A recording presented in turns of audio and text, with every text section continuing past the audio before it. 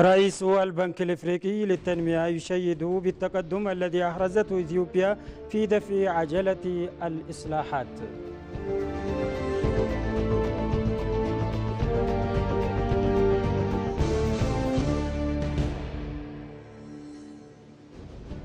إثيوبيا يتم اختيارها لاستضافة الدورة 96 للجمعية العامة السنوية للإنتربول المقررة عام 2028.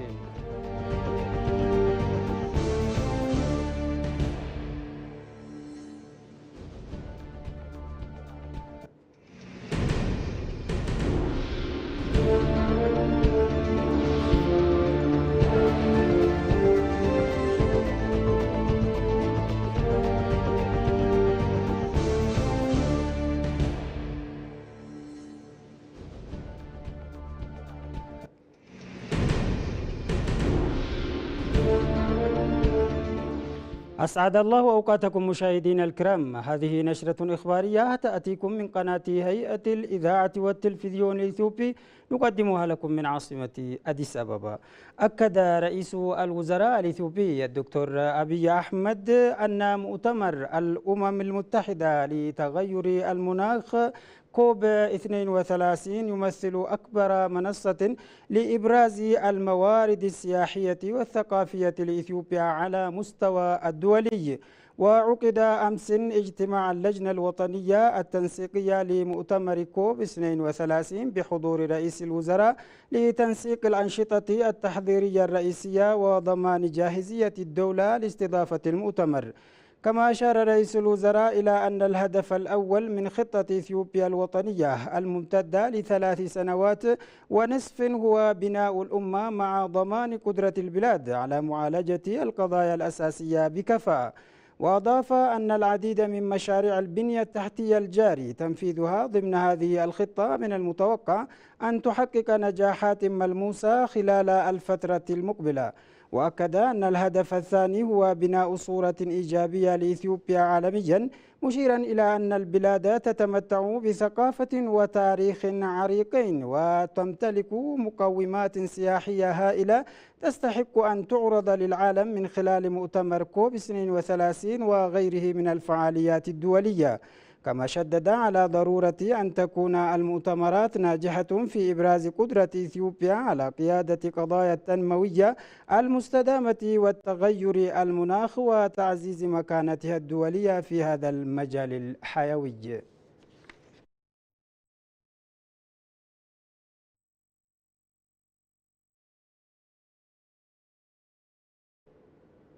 وزير المالية أحمد شيدي ورئيس البنك الإفريقي للتنمية سيد والتا اجتماعا على هامش المنتدى المالي الإفريقي المنعقد في الرباط المغرب. ووفقا لبيان صحفي صادر عن وزارة المالية، أكد الاجتماع على شراكة القوية والراسخة بين إثيوبيا والبنك، حيث أعرب الجانبان عن التزامهما بتعميق التعاون في المجالات ذات الأولوية الوطنية الرئيسية.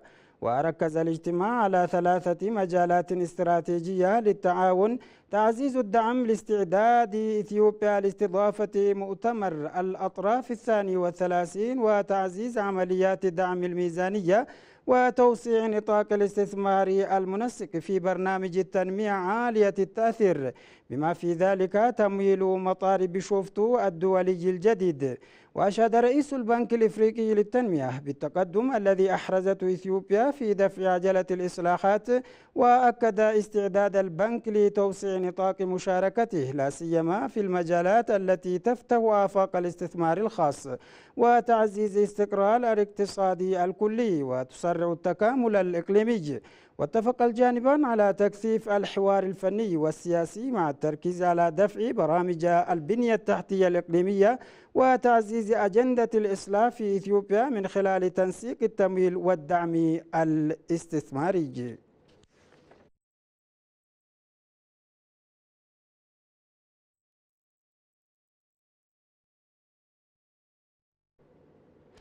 عقد المتحدث باسم وزارة الخارجية الإثيوبية السفير نبيات جيتاتشو أمس الخميس مؤتمرا صحفيا سلط فيه الضوء على الأنشطة الدبلوماسية الإثيوبية الأخيرة بالإضافة إلى أهم التطورات الإقليمية والدولية.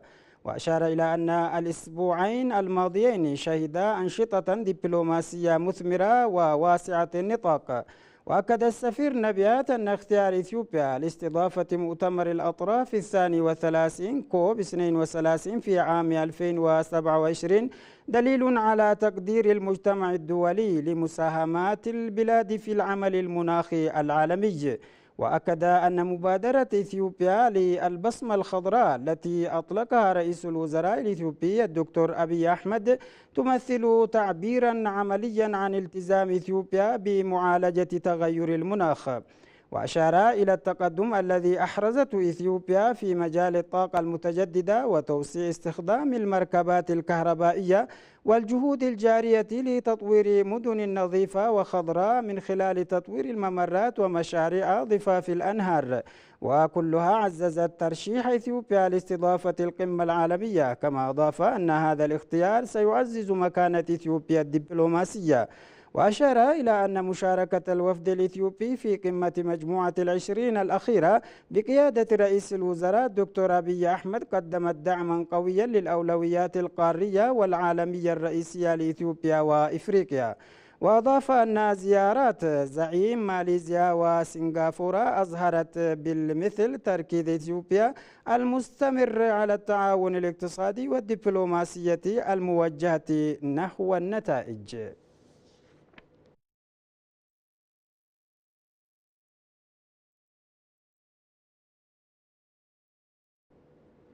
تم اختيار إثيوبيا بالإجماع لاستضافة الدورة السادسة والتسعين للجمعية العامة السنوية للإنتربول المقررة عام 2028. جاء ذلك خلال أعمال الدورة الثالثة والتسعين للجمعية العامة للمنظمة الدولية للشرطة الجنائية المنعقدة حاليا في ماركاش بالمغرب. وأكدت الشرطة الفيدرالية الإثيوبية في بيان لها أن هذا الاختيار يجسد الثقة الدولية المتنامية بدور إثيوبيا في مجالات التعاون الشرطي ومكافاة الجريمة العابرة للحدود.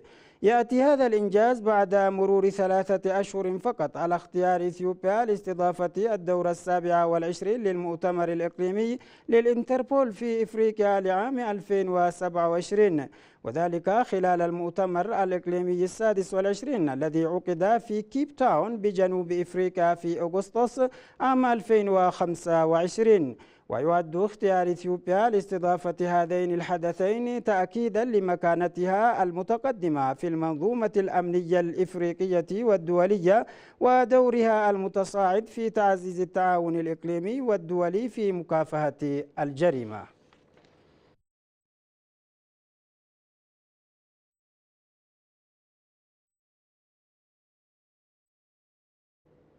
أكدت نائبة رئيس البعثة في سفارة هولندا لدى إثيوبيا بباول شيندالر أن العلاقات الدبلوماسية بين البلدين تشهد نموا ملحوظا في مجال التجارة والاستثمار، مشيرة إلى أن العام 2026 سيصادف مرور 100 عام على العلاقات التجارية الإثيوبية الهولندية. وأوضحت شيندار أن إثيوبيا وهولندا تربطهما صداقة قوية تقوم على مبدأ المنفعة المتبادلة، لافتة إلى أن التعاون بين البلدين يشهد توسعا في مجالات التنمية الاقتصادية. وأضافت أن هولندا تعتزم تعزيز شراكتها مع إثيوبيا في قطاعات الأمن الغذائي وإدارة الموارد المائية ومختلف مجالات التنمية. وأشارت شيندالاي إلى أن نحو 100 منظمة تنموية هولندية تعمل حاليا في إثيوبيا وتساهم في خلق فرص تجارية واستثمارية تضيف قمة للمنتجات الزراعية الإثيوبية بما في ذلك الفاكهة والبستنة.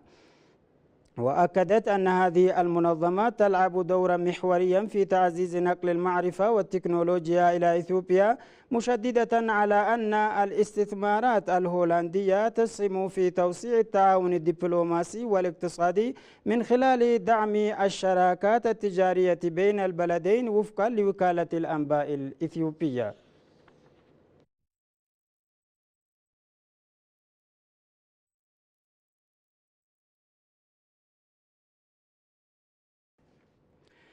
اختتمت أمس فعاليات النسخة 12 من إسبوع ريادة الأعمال الذي عقد تحت شعار معا نبني، وتصدر إثيوبيا قائمة فعاليات ريادة الأعمال التي نظمتها الشبكة العالمية لريادة الأعمال. وتضمن أسبوع ريادة الأعمال التدريب والمؤتمرات والتواصل السوقي وفعاليات حوار السياسات. يهدف هذا الأسبوع إلى حث الشباب والنساء ذوي الأفكار الإبداعية على العمل وتحسين بيئة العمل وخلق فرصة جديدة للباحثين عن عمل للترويج للأعمال على نطاق واسع وتبادل الخبرات. وتجدر الإشارة إلى أن إثيوبيا احتلت المراكز الثانية إفريقيا والثامن عالميا في فعاليات ريادة الأعمال التي نظمتها المؤسسة العام الماضي. وحضر البرنامج كبار المسؤولين الحكوميين وممثلي المؤسسات الدولية والجهات الفاعلة في الصناعة. نشرة نذكركم بأبرز ما جاء في الأخبار. رئيس البنك الإفريقي للتنمية يشيد بالتقدم الذي أحرزته إثيوبيا في دفع عجلة الإصلاحات.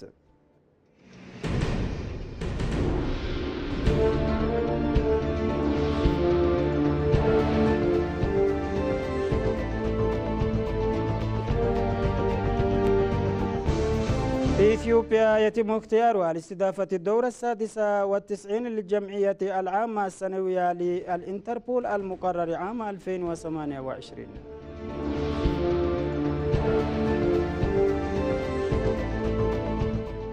إلى هنا مشاهدينا الكرام تنتهي نشراتنا الإخبارية لهذه الساعة. نشكركم لحسن المتابعة. دمتم بأمان الله.